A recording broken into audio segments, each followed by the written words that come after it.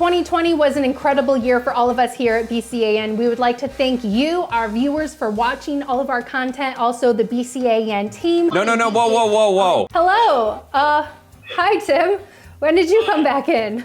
Well, I just popped back in because I happened to hear you say, you know, that's a wrap, but we're not done yet. We have to hear about the incredible year that you had this year. Obviously, 2020 was a very difficult year, but we've been resilient, we've overcome a lot, and we've seen some changes at BCAN as we said adieu to Arts Now, but welcomed BCAN Pulse. So a big change for you this year, and congratulations to you on that. Thank you so much. Yes, Arts Now was one of the first shows that we had on BCAN, and to say goodbye to that was bittersweet, but I'm very excited that we recently launched BCAN Pulse, and you can almost just feel how different it is on the network. It's new, it has a new look, we're getting better content, thinking of creative ways of how to give viewers what's going on in Toledo and giving them really the great stories that they deserve to hear.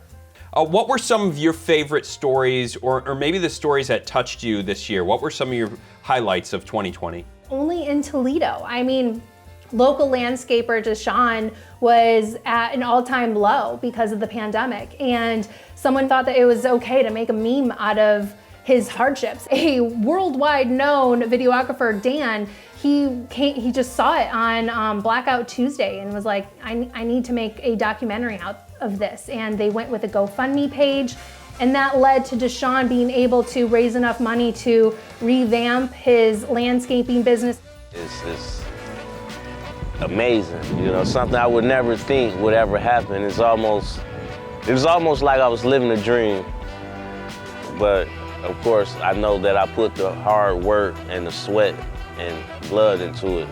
It was inspiring. It was, you know, being there was, this guy deserves it.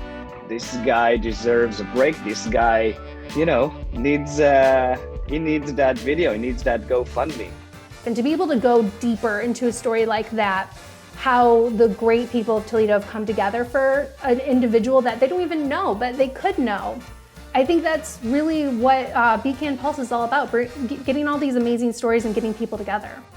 And really showing what makes Toledo and Northwest Ohio great. Another story that was great was your photography series for Toledo's Pride. Oh my goodness, yes. Yeah, that won you a Touchstone Award, your very first Touchstone Award, so congratulations to Thank you. That was obviously well-deserved award. I just can't believe how much that story blew up. A Toledo native, Eric Perez de Tagle's photography series, Toledo's Pride, came out during Pride Month, and it really showcased a deeper narrative for the LGBTQIA+ community.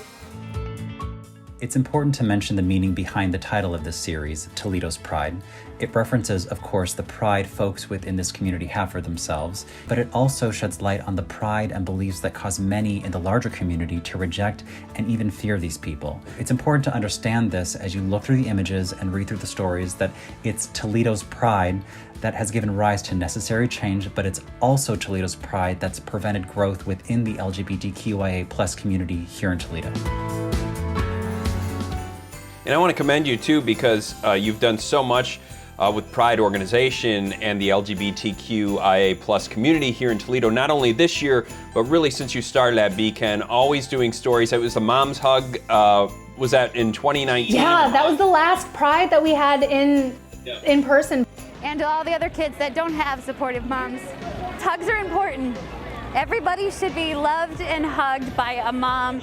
If they're not getting it from their own mom or from someone who loves them, other people love them too. That was such an incredible story, and I think it's so important to highlight the support. I think that's the number one thing, is all these stories I try to do is in a way to show what support our community really holds for one another, and I think that's so important, especially now when we're really isolated.